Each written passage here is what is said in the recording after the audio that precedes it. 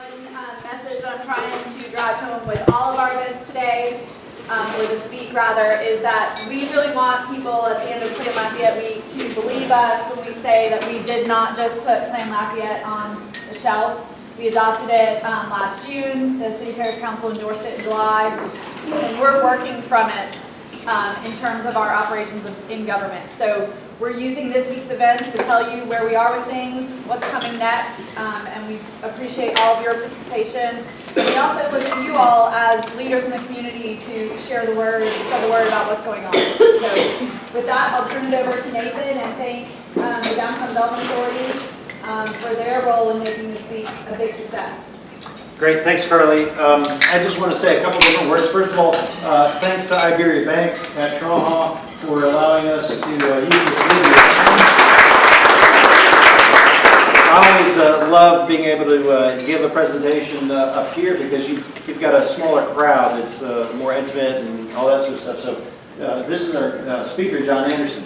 And we wanted him to come to town because John's somewhat of an expert on small-scale development. Even though he's done large-scale development, he's actually completely passionate about the small stuff. And what we know, if we look back at the history of development, is that we used to have a much wider range of who essentially, quote-unquote, developed.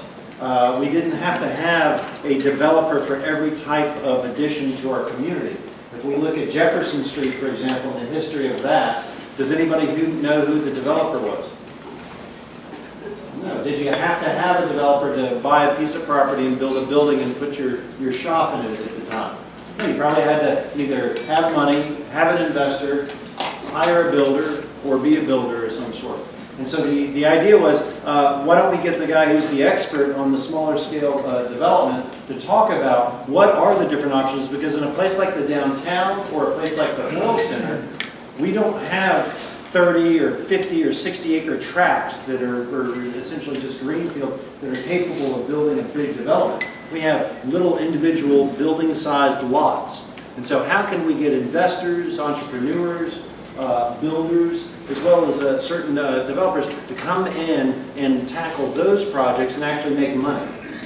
So we've got John, who was for over a decade in Chico, California, doing development. He did a large-scale traditional neighborhood development, like a River Ranch type project in California, which is complete craziness considering the regulatory hurdles in California for doing any large-scale projects. But he went through the brain damage, and he's going to share with you the expertise he gained from that, working in California for so long, as well as working in other places across the country. So without further ado, John. Thanks for that spirited introduction, Nathan. I actually, when I went to California to work in 1999, I had a full head of luxurious hair. It's a punishing environment. And now I live in New Mexico. It feels like as a developer, I've trained at altitude. And now we have a meeting with the city or the public works department or whatever. It's like, really? That's all you had? Fine. No problem. Thought I was going to have to kill a man before I left the meeting. No problem. So how can Lafayette make it big with small development? Okay, so quick show of hands. This is a participatory thing. You have to remember what you do for a living. Okay, how many people work in local government? How many people work in nonprofits and finance and such like that? How many people are realtors? Okay, bankers? Lawyers? Other parasitic folk? Okay, so we'll look through here. So by way of introduction, so I Google out to California. The Chico's like 2 hours north of Sacramento, so it's its own place. No one commutes from Chico to some other place for work unless they're on their way to a divorce or something. So so it's its own place, college town, 100,000 people, great community hospital, swell place to live, right on the edge of the foothills is where they make Sierra Nevada beer. So I was very happy to move there. And if you go to, like so many places, you go to the great old part of town where they take you and they're trying to convince you to move there. The great old neighborhood, right? Maybe you go through 8 blocks and there's maybe 2 for sale signs and they both say sale tip. You only get to live there if you know somebody or something. And this is a 12-plex apartment on a beautiful street. Over the years, I found out that everyone who was anybody in town that went to Chico State hoped that by the time they got through grad school, they could live in one of these little one-bedroom apartments in this building. But you had to really know somebody and have a good GPA. So, and unfortunately, most folks lived in some sort of awful kind of six-pack with a parking lot in the front, you know, a dumpster with a couch in front of it. You've seen these, right? Yeah. Yeah, all over the place, scattered throughout the older neighborhoods around the campus. But the idea of a dignified apartment building has been lost. There's 12 units, you know, that block it sits on, it mixed into single-family houses, you know, and it's great. But this is what they build now. This is like basic nice, you know, and they have the totems for the utility guys that sit out front, you know, got the driveways to display your car, show your position in life, you know. And there's a lot of variety in architecturally because you can have different little snap-in deals to go with your door. And folks will tell you that they love that. They love the great old stuff in the old neighborhood, which was apparently built by some lost race whose secrets are no longer available because they use 2x4s in concrete and it's tricky. So they're not able to reassemble that same material, you know, the same material reassembled into that escapes them. They didn't quite want to do it. So we thought that was a tremendous market opportunity because it's actually not that complicated. So this is the neighborhood we built: houses, apartments, houses, you know, granny flat over the garage and back, you know, your typical TND product. Well accepted. Very nice premiums about the kind of generic product, no problem. That's what we built. So so I've been on both sides of this as the design guy inside of the development shop. We're doing a lot to rework the code and served a lot of committees and did a lot of pro bono work and everything. And the image I was trying to cultivate was that would be a learned, careful, thoughtful person. My eyes gazing heavenward for inspiration. That was going to be me. I was going to be singer, songwriter, philosopher, designer, developer. What I learned was nobody listens to this guy at all. You know, like, yeah, they pat you on the head, and then they have the real meeting, okay, where things really get decided. And there's 4 developers in town, and they fund most of the political campaigns for who gets elected, city council, things like that. And no matter how many lectures you give to the nice undergraduates at the university about it would be nice to have a place where people wanted to live rather than a place they had to settle for. All that's well and good, John, don't worry. So I've decided that I was never particularly good at this. You know, I always thought I might crack out a turn. I get excited. I tend to use language that may be more appropriate for a construction site. And it's a college town full of overeducated people serving on committees, so your chances to say the wrong thing to the wrong folks are pretty high. So I decided instead of being not such a good version of this guy, I would become, you know, someone that people would listen to, you know, a real estate developer, you know, someone that is seen as like a very potent supervillain. You know? So I don't have to be Gandhi as a developer. I just have to be a noticeably less shitty version of this guy. And, you know, when you think about it, while folks may vilify developers for not doing things well or more carefully or whatever else, you know, when they identify you as the one they want to talk to, the white hat developer, you know, now you have a seat at the table. Now you're in the real meeting, not the one for public consumption. So now we look around and we understand that we're going to build things differently now. We're going to make walkable places. We're going to create opportunity for exotic things like being able to get a beer on foot, you know, within a half mile of your house. It would be awesome if we could get that done, right? And we look at the rich palette of urbanism available to thoughtful people. And then there's the reality of what we could get financed. And the intersection of these two things has been completely exaggerated so you can actually see it with the naked eye. But that's what we're going to be working on. There's all kinds of very cool stuff inside of here that someday we might be able to do. But if you get too far outside of that line, you have a hobby, not a job. So I'm very interested in having the job. Okay, so this is the full disclosure. In a previous life, I was one of 7 project managers for a mall developer at Mall of America. It's 4 million square feet of loaded retail, the intersection of 2 freeways in Minneapolis. That's 4 years out of my life. I really like that back.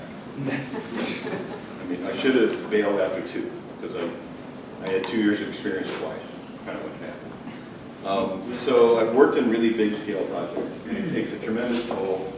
A friend I was working with had a heart attack. Another one had a nervous breakdown. 2 people died during the construction.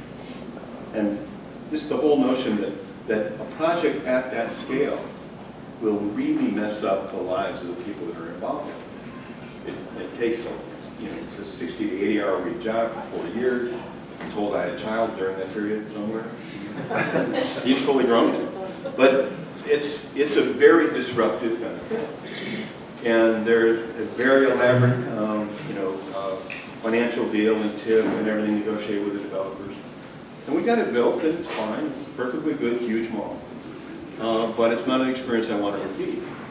Now, my current version of that experience, this is a half-block building in Albuquerque that we broke ground for about a month ago.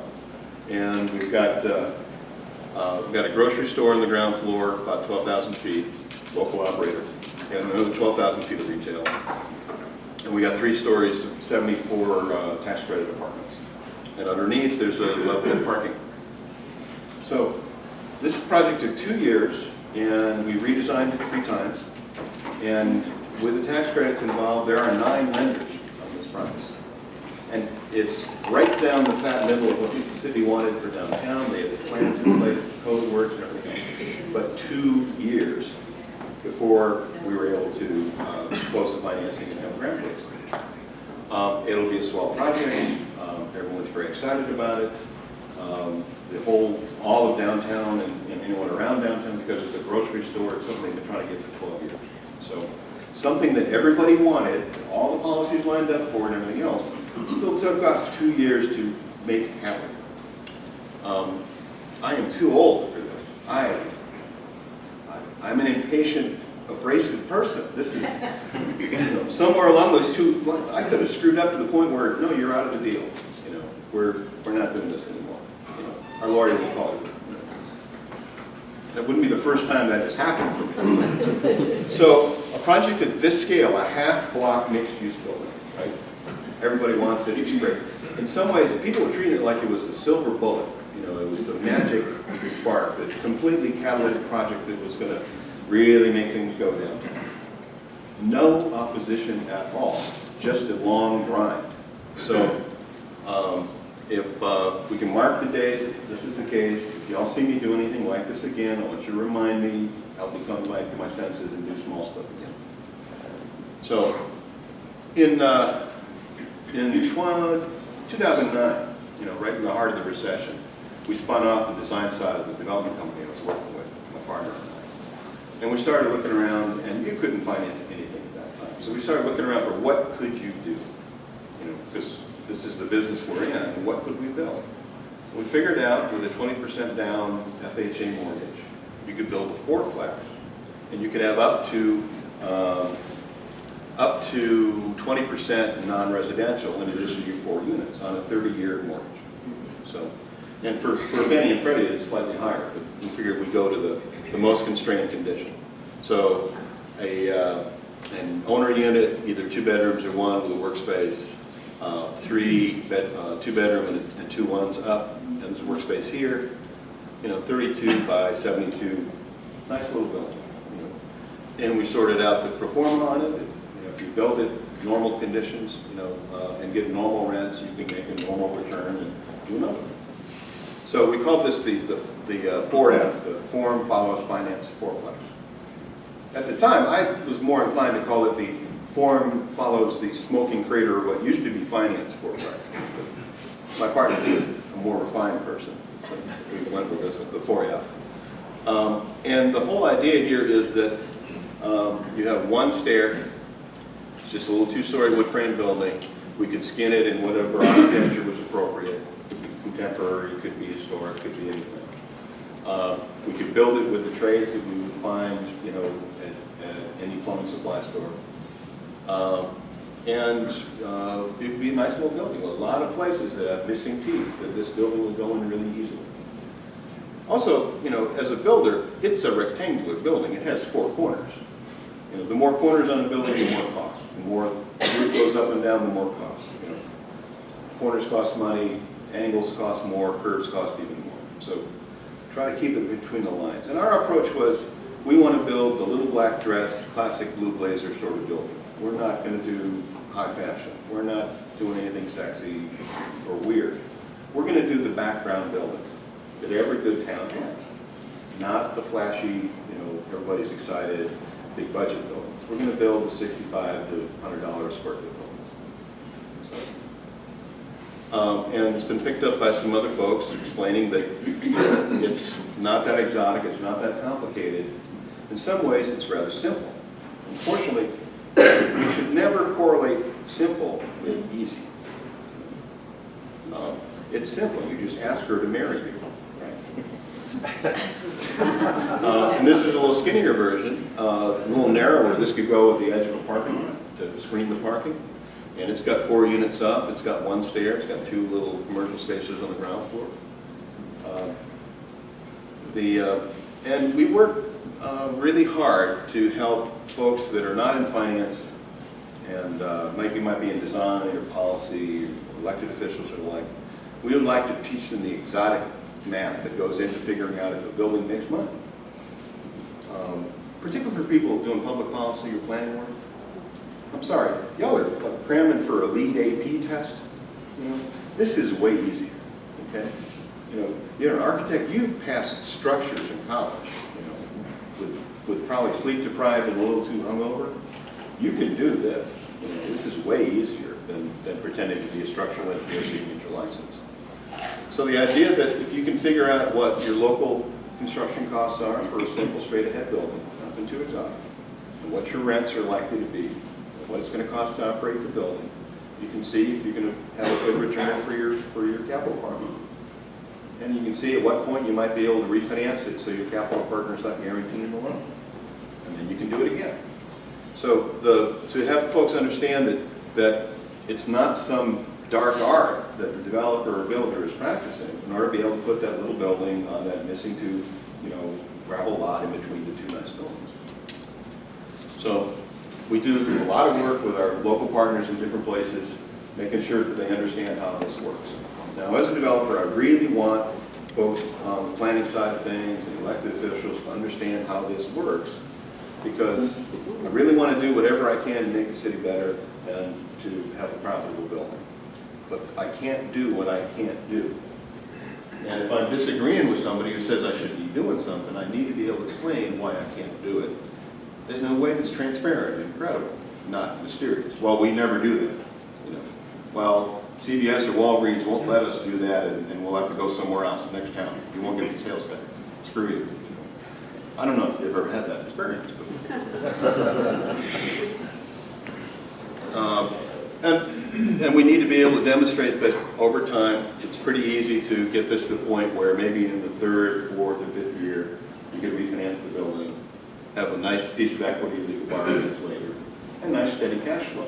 So you don't have to be out hustling to do the next building in places maybe you don't want to work, but they were sort of convenient. So you can have more and more choices about what you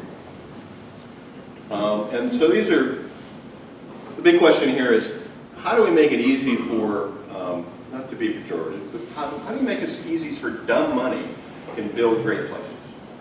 Because it used to be something that would happen. You had some savings, or your family pooled their money together. It's not like you have a bunch of investment advisors. It's what they call dumb money. And it's typically these days people kind of get a mutual fund or buy a big house and hope it'll appreciate. So how do we make it so that owning a building that has your business in it, or that you're renting out to folks, it should be fairly easy to make that happen. It's not like we're making cold fusion. It's a little building with 4 corners. And Well, one of the things is if we have to ask all kinds of special permission to do something that's in the comp plan, in the policy documents, or the vision, you know that first quarter inch of the comp plan that you read it, you just want to cry when you read it. It's like, wow, this would be awesome. Why doesn't everybody live in Lafayette? Oh man! And then there's usually a set of ordinances that make that vision illegal that they're going to work on for a while. And eventually, unify it and all the code. So we start out with, we all agree at 30,000 feet, we would like to live in civilization with other mammals. And then we try to get more specific and we say, well, other mammals, would that include Steve Blue? I don't know. Can we zone against that? And then, people start fighting about driveways and setbacks and what landscaping you should have. And we have all manner of things that we can be disagreeable about. But at 30,000 feet, we're agreed. Civilization with mammals. Yeah. And good Cajun food. So. But if you always have to ask permission for things that people said they wanted to do, it can make you very cranky. And it takes time, and you might give up and just go build the Chili's out on the freeway. Because for a developer, it's always that choice. It's what's my return on brain damage? If I build a Chili's, I have to deal with people with corporate Chili's, and they're a pain in my ass. I don't want to do that. If I build downtown, oh, it's complicated. They got this vision thing, and comp plan, and it's way harder to build a Chili's. But it might be a tad more rewarding for lots of other reasons. So you're always weighing those things. So and you have to look at it from a lot of people's different point of view and understand how it's all going to work together. So working incrementally in small pieces that add up into bigger things, I love that because it gives me the opportunity to screw up and fix it. If I screw up on that half-block building in Albuquerque, I don't really get to learn from that mistake until the next time I do a half-block building, which hopefully never. But the idea that you have a start, a middle, an end, it's built, it's occupied, you can learn your lessons, make the next one better. And that's how a lot of smaller projects that were built over time by folks with the same lack of education I had, they were able to do well, learn, and improve over time. So doing incrementally, keeping in mind the idea of scale, and the idea that if you're going to be a builder or developer, you're like a band leader or conductor. There's a lot of things you have to know about. At least some about all these things. You need to be a generalist. People that are really focused on being a drywaller tend to be bad at finance. So you have to broaden your skills. By the other hand, bankers are not great at drywall. So I think there's a potential for new models about how to do this. A new business model, not just a new building. So you can do it all by yourself, or you do it with partners. And I think that the idea, you're going to have to make a transition. If you're already doing big projects, it's very hard to stop, carry all that overhead, do a small project, and convince all your partners and your subs and everybody you've ever dealt with that you haven't lost your mind. So you might have to have a glide path down where you continue to do large projects and you also experiment doing small ones. Kind of a methadone period where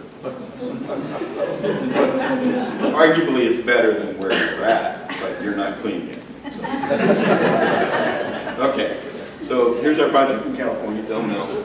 And you see the little granny flats behind the houses, the little private yard, and 3-story townhouses with garages under them. So these were, this was 9 lots and the same thing on the other side. And they were platted for townhouses, recession rolled in, they went back to the bank. There was no market for 3-story townhouses in Chico in 2010, 2011. So the bank sold it to a vulture fund in Texas, and we contacted them and negotiated a price, and we found a local developer to, actually a project manager for a big outfit that wanted to stop commuting to San Francisco to work on big projects. And this is what we built. And this is basically a disguised breezeway apartment. Some call them garden apartments, but that's, I think, a little disingenuous because garden apartments are in most places not really differentiated by their gardens. It's a box, it's got a bunch of stairs on it, bicycles and NASCAR towels hung over them. Carports kind of winding like a train wreck through the site, and a big berm and a landscape apology for what you're doing. Do you have any of those here? Okay. So when I say carport apartments, that might be more appropriate. So we'll call them carport apartments. So this is this was 22 units, which anybody involved in serious multifamily would tell you that's too small. And these are 1 bedroom plus study, 1 bath. And why are you doing that and not 2 or 3 bedrooms? Because college town, they'll double up, they'll really take advantage. Well, mostly because we built this neighborhood and it's full of very smart, organized folks who got all up in arms just the idea of apartments. Because there were 70 of them that had studios over the garages. They thought that we were going to steal their tenants. So we sort of created our own NIMBYs, and I would see them, on a regular basis. So we weren't going to push the envelope. But it's built. These are cheap builder-grade vinyl windows. This is the same stucco they use, anywhere in town, and that's a vinyl comp roof. And these nifty little precast copings, those were bundled up, banded on some pallets with grass growing through them when we got the site, because they were left over from the townhouse adventure. So we incorporated that. And so it worked out well. And it's built out of the same stuff that they build the carport apartments out of. So the units are a little smaller, but they have better light. They're not back-to-back. They have cross-ventilation. Basically, it's a better design at about the same price per square foot. So we're not saving the world through the use of better countertop material. We're just trying to do basic, straight-ahead stuff. Little black dress, classic blue blazer. That's the approach. This is the substandard finish we put in the kitchen. It's a quartz counter, but not a lot of it. And that's a pantry cabinet. We're not building big. It's a place for one person to have. And to have what we found was a very desirable amenity in the market, which was no damn roommate. The study's a chance to not have to pack up your computer with your company over for dinner. Or if you have custody on the weekends, a small child is going to come and stay with you. And you don't have a lot of money because you got hammered and then divorced. But we found that the single professional woman is the bellwether for what I think is the best market for rentals these days. Because if you have the bathroom, kitchen, closet, security issues covered, and it's well designed and presents well, it's an address, those women will come and they have an amazing network, and the place will be full in no time, and all you did was 2 wine tastings. So a bunch of cheesy ads on late night TV or on bus signs about your pool, the wonderful amenity. The swimming pool as the amenity for the apartment complex is the most backwards thing I can think of. Because you pay to build it, you pay to operate it, you pay to insure it, and nobody uses it because that creepy guy from 4B in the Speedo is always down there. and everyone talks about it like it's an amenity, and you got to do it because nobody uses it at the other place across the freeway, so you have to be at a comparable level of unnecessary things. So I have a rather low opinion of that idea. Okay, so. This is a favorite building of mine by David Baker from the Bay Area. This is up in Healdsburg, right on the square. It's very spare, well proportioned, works well. And it's a hotel, but a building of this scale could be an apartment building, could be a mixed-use building. They do have some retail on the ground floor there, and retail one side, lobby on the other. It's a good neighbor for everything else that's going on in that historic town on the coast. I like it a lot. And they do a good job with the building type. Now, this is what we call an elevator or corridor building. And when you do that, you have to, the building at this size and this many rooms or units in it, you have to have 2 means of egress, 2 fire stairs. And you connect the 2 fire stairs with a corridor. It's like every hotel you've ever been in, right? Sometimes the corridor has a window at the end, you're in a really classy place. But there's 2 stairs, there's an elevator, minimum. Okay? And there's a corridor. That you're probably going to have to air condition and vacuum and make sure the carpet doesn't smell funny. And an elevator that you'll have to pay for it, insure it, maintain it. You know, elevator contract comes around every year. That adds to the cost. So you have to look at, can you build just a building that's a walk-up and has a modest yield, a certain number of units you can do on the ground you're buying? Or, you know, do you need to go to a point where now you're going to do corridors and elevators? And it isn't like a smooth thing. You're making a big decision at that point. You know, and the next big decision you're going to make is structured parking, and that's going to push your costs up. So with every one of these things, to know what you're working with and the scale you're working with, if you can work smaller without elevators and corridors, there's a lot of advantage to that type. It's not every building everywhere. It's not every project. The politics might be different. The economics might be different. But the walk-up needs to come back into everyday use. I think it's basically the Ford F-150 of modern architecture. That, yeah, you could do a lot with this. You can't do everything, but you know, with a crew cab, you can do a lot. So I was up in Portland seeing my kids. That's where young people go to retire. And we're in the Northwest area. This is a great neighborhood because it goes from industrial to a shopping street to residential to a hospital.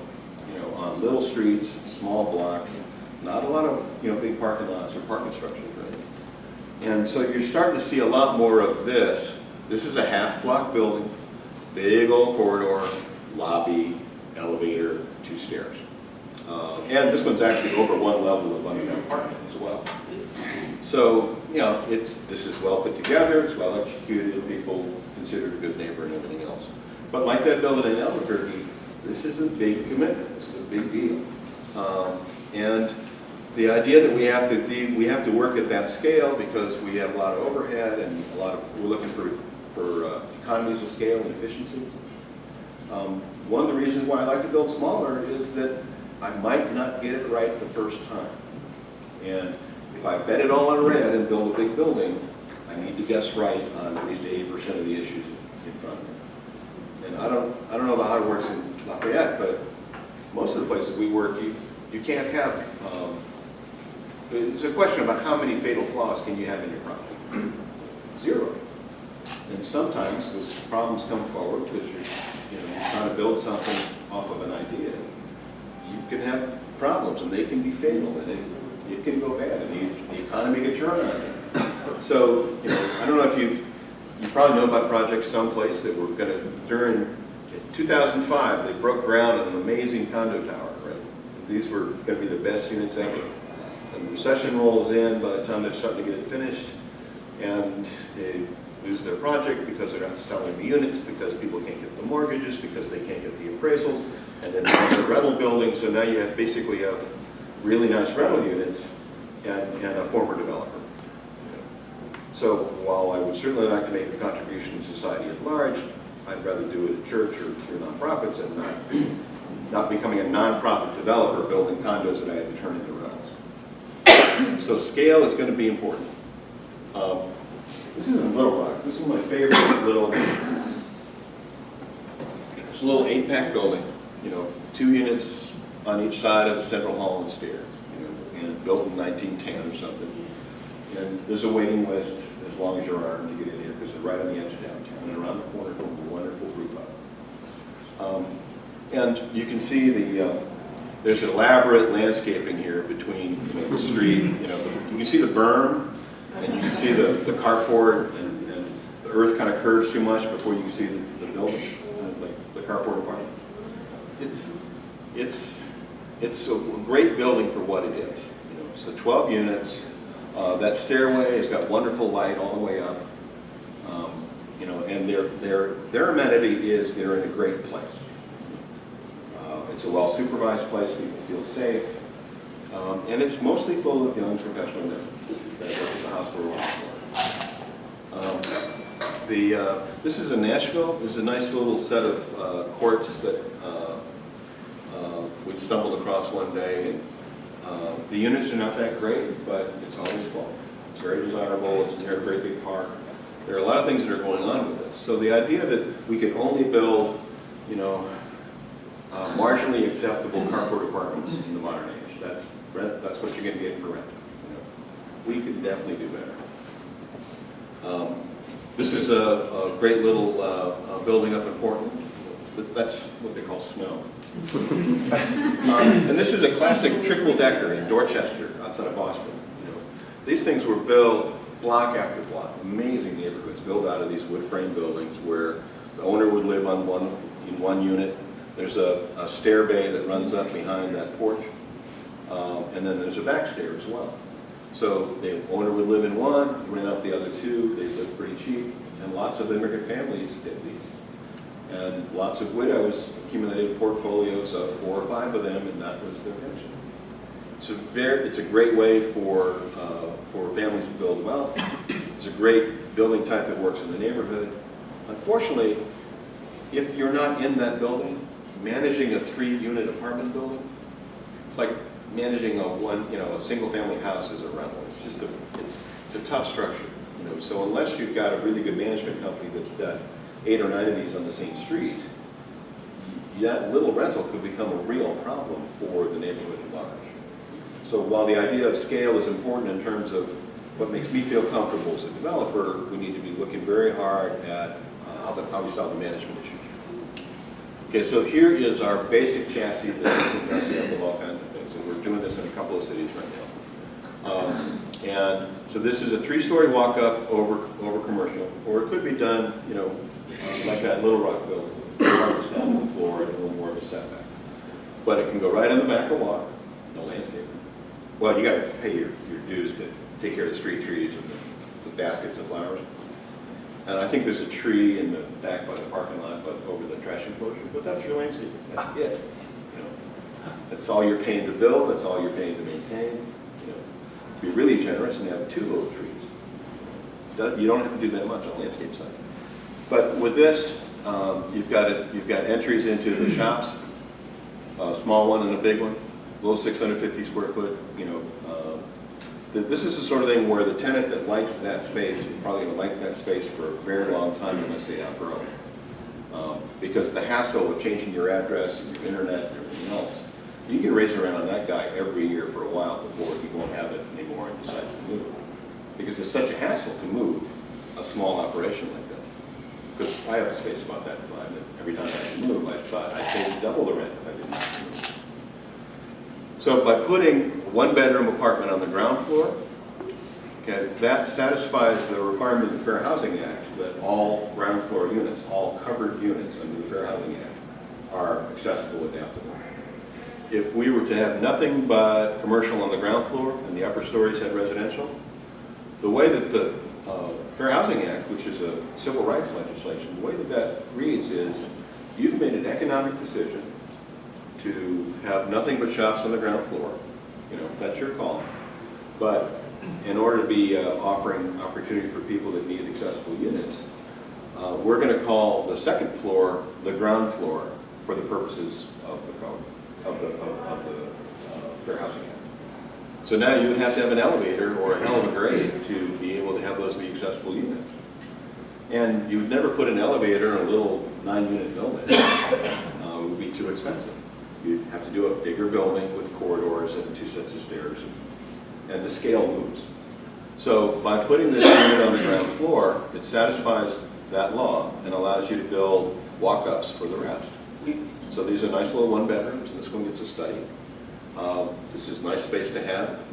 You can add a 1-story wing onto this one if your tenant needed a bigger space, or you're kind of twisting the buildings to follow a curve. You could do that with the 1-story and keep this rectangular. But again, 4 corners, you know, plumbing stacks, all the things that help keep the building economical. And it's only 40 feet deep by 80 feet wide, so it fits in all kinds of sites. And we're seeing a lot of enthusiasm for folks who can do this. And the well, in the neighborhood we're working in, T&D, we're working in Conway, Arkansas, called the Village of Hendricks. They have some burly steel framed, you know, concrete buildings on the square. They're 4 stories, corridor buildings, full of restaurants and stuff. And then a block away, they have cute little houses with pitched roofs. So what they want is something that doesn't cost as much. These are wood frame buildings, not the steel kind. No elevator, no steel framing, no concrete. We do a brick base, and then this is hardy plank siding up above. It's a little more housey with a roof form. My preference is this nice kind of mercantile building that is really calm. It's kind of a background building with lots of room for signage. It's a basic straight-ahead building. This one's a little fussier, but you can use it for transition to houseier places. But same building. So, say this is a little 2 apartments over a little storefront. This is, I think, a 22-foot wide building in Buffalo. And they're busy working on it. This is going to be a graphic arts studio on the property. And the owner's going to live in one of the units upstairs.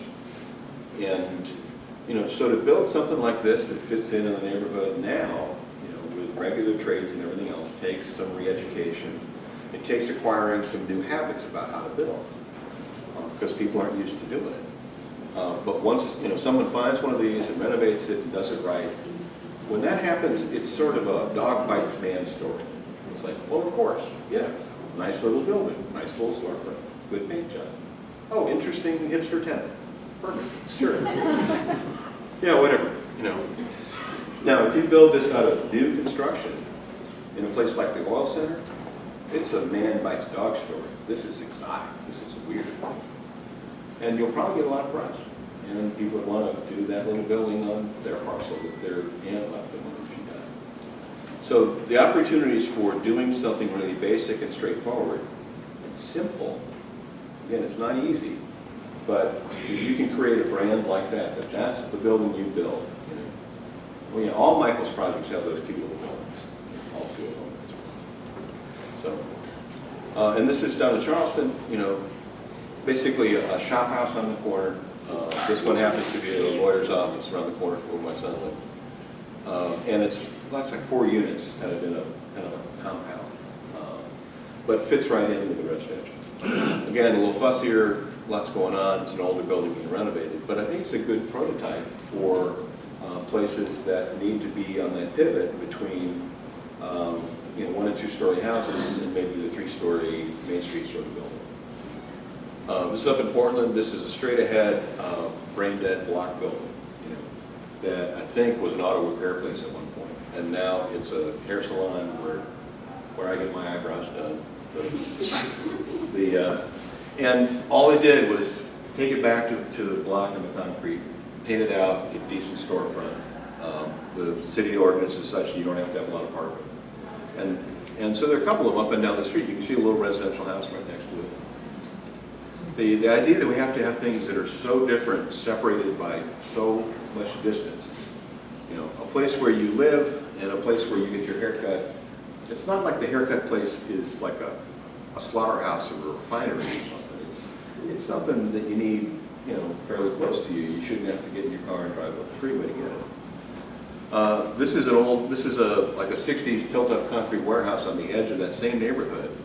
And they're punching in and setting up these canopies on 4 corners of the building, because it goes all the way through the block. So it's a big footprint building intended for warehouse or industrial purposes in a neighborhood where that's not the highest and best use anymore. But to tear that building down, you know, give up that rent and tear that building down and start over again and build the corridor apartment building, the shortcut to having a successful leased-up building was for them to do this, and it's I think an outdoor gear building. It's going to one end, and there's a coffee roaster going to the other. They're paying very good rents.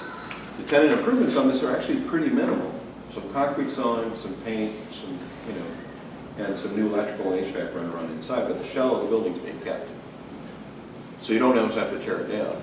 Now this is at an industrial park in Long Island where they have huge setbacks, you know, no sidewalks, roll curb, now mature trees growing along the street, and people, you know, will go make heroic pilgrimages to try to get Chinese takeout, like, you know, without having to get in their car from where they work. And so it's being retrofitted with the idea that those buildings can still stay, but there's plenty of room to be able to build liners between the building and the street. And then there's enough room in the right of way to be able to have a boulevard and have a sidewalk. So just because you've got a crappy old building doesn't mean you have to tear it down. You just need to know what the goal is about making the street work. Get that enclosure on the street, make the streetscape right. And you can do it with kind of the husk of the building being left behind and being skinned out. This is Rob Sharp's project up in Fayetteville. They had a terrible building, and they basically cut in this little court, opened it up to the sky. This was an old car dealership. And now that's a marvelous space. So the people that have, the lawyers have their office here, have meetings on cafe tables out there. And it's not, when you think about, well, it's just outside the cafe tables, in a typical office park, you wouldn't really, you see the table with the coffee can and the cigarette butts by the parking lot. That's the usual amenity. So this is nice and enclosed. And this is Grenada Cart down in Winter Park, Florida. So 2 skinny buildings, a walkway in between, another building in the back that screens the parking, and you walk through that thing. So 3 little straight ahead buildings, all doing their job, creating way more storefront than they would have had if they just ran it straight across the front. I'm a big fan of food carts, and if you all are looking at that and maybe changing your rules, my observation is that there's, at the polar extremes of how you regulate food carts, is you have the Los Angeles model and you have the Portland rules. Los Angeles model is you need to be in a vehicle that's on wheels and it can move because you have to move it every 45 minutes. So unless your customers are finding you on Twitter or some such thing, it's really hard to have a business that operates like that. They've adapted to it. For a brand new, big, serious food truck, that's like 150 grand. Portland has a little more, I think, enlightened approach where if it's got wheels and it's on private property, it's not a building. Get yourself a health department inspection and get all the people who work there, the health department food handler cards, and we're good. However, if you build like a dining room onto your food cart, we'll come and make you tear that off. So, and you see a lot more of these kind of homebrewed, this one's a little mail truck for ice cream. And this is like built out of stuff they got from Home Depot and put on a trailer bed. So these folks are for about 20 grand, they can be into a very nice cart that isn't motorized. And so there's over 600 of these in the Portland area right now, and with some amazing food, and a lot of people migrating from that into brick and mortar stores. So look at those 2 sets of rules, figure out what works for y'all, and don't make them move every 45 minutes. So again, the basic building, small increment, needs to pencil, needs to be able to generate enough income to be able to pay somebody to pay attention to it. But adding those things up into a bigger thing is where I think we need to go. So the to-do list on this is pretty simple. Okay, so what time is it? Time for questions. Time for questions. Well, we are all 5 minutes.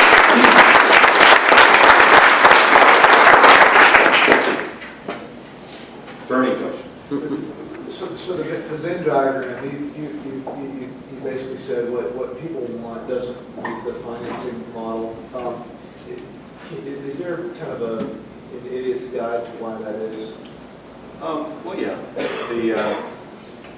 If you look at the folks on Wall Street that will securitize a commercial mortgage or residential mortgage, it's pretty well divided up into 19 baskets. And every one of those baskets has a set of rules. If it's multifamily, it has to be at least 150 units, have an outside manager, then it's real. And it needs to have debt service at this level, and it needs to financially needs to work like this. So they have a criteria, and that allows them to get access to cheap capital because they got to standardize. Unfortunately, unless you can assemble, Paris out of garden apartments, office parks, industrial parks, and strip retail, single-family houses, and mini stores. So if you can assemble like the place you want out of those specialized things, you're fine. Unfortunately, we have that all over the country. It's not particularly great. So the reason is it's standardized, and the way through that is to take your exotic wonderful walkable community project and beige it up, make it ordinary. The way it's presented to the lender needs to be, this is the most conservative, basic, pretty much okay deal that they've seen all week. It's beige or taupe. You know, you're not getting flashy.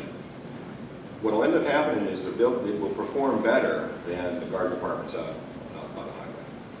But you'll need to perform it based on that rent and likely that construction cost.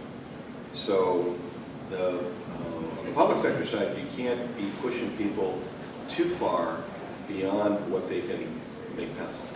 At the same time, if someone says the numbers don't work, you need to have enough financial literacy to be able to say, well, which number?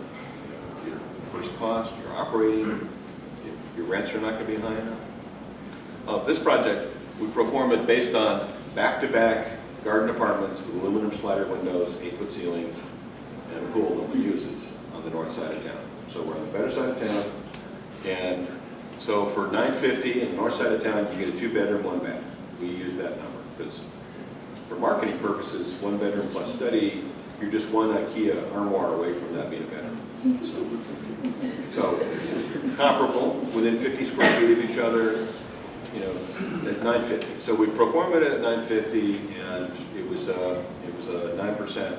If you just built it all in cash, you'd be able to make 9% on your money. Now, when we came to rent them, we rented for all of the everything but the one where you got to go up two flights of steps, the third floor units. All the other units rented for $1,100 within 60 days, and the ones with 2 flights of stairs on the top level for $1,300. Penthouses. So, you know, you're in a 3-story walk-up, you know, in a $90 a square foot construction apartment, and you're paying $1,300, the most expensive apartments in Chico. Which the neighbors thought were going to be just a magnet for child molesters and crack fiends, but I guess they have more money than I do. John, can I interrupt real quick? So the big issue is that there's about 19 different categories of real estate project types that get financed in bulk. So that's where the easy money is. This isn't a question of typically whether you can do it or not. It's whether how easy is it. Yeah. And so if you're not in that bucket, the price you pay for money is much higher. So all of a sudden you're at a deficit to start with. The second issue is going to be, let's say in a downtown, John, can I build a retail on the first floor, office on the second, and then put some residential up top? Does Fannie Mae and Freddie Mae like that? No. Why? Why would they say I can't do that? Because they'll lend for you on the residential. And someone else, if you build a commercial building, someone else will lend on that. But they want to keep, the way that they're commissioned by, when they were set up was, you need to make mortgages easier for folks to get houses. And row houses and condos, yeah, we'll do those too. We'll treat those like houses.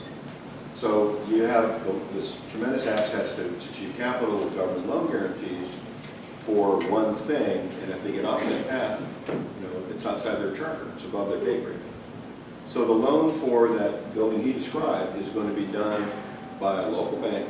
It's going to be personally guaranteed, so that the bank feels comfortable, thing gets upside down. They can, if they have to take it back from you and sell it and have a fire sale because they were idiots and didn't know how to price it, sorry. Sometimes banks don't know the value of the real estate when they get rid of it. They're more incentivized to just get rid of it. Because once they get rid of it and they come up short on the loan, that's why the personal guarantee. So they come after you and they get the money from the guarantor. So the bank's covered in that situation during the construction loan where you built it and you're leasing it. But once it's built and it's a business and it's making more money than it costs, then the bank will refinance it. Because when they start, they're making it, they'll lend you, say, 70% of the cost of the building, of the project. Later, when it's an operating business, they'll lend you, say, the same 70% of the value of the building. And it's more valuable than the sum of the parts. So when they do that, you typically get let off the hook on your personal guarantee, which you'll need for the next building.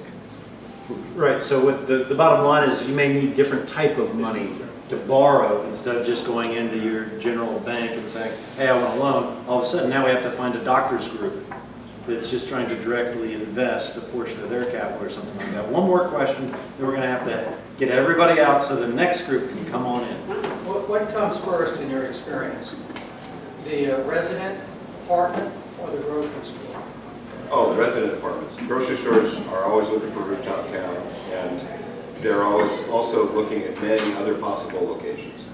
Because most of their customers are coming by car, and they're looking for what works for their model.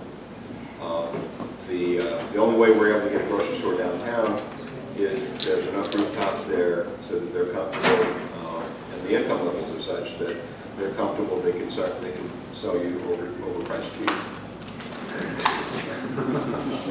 All right, well, thanks to everybody. Unfortunately,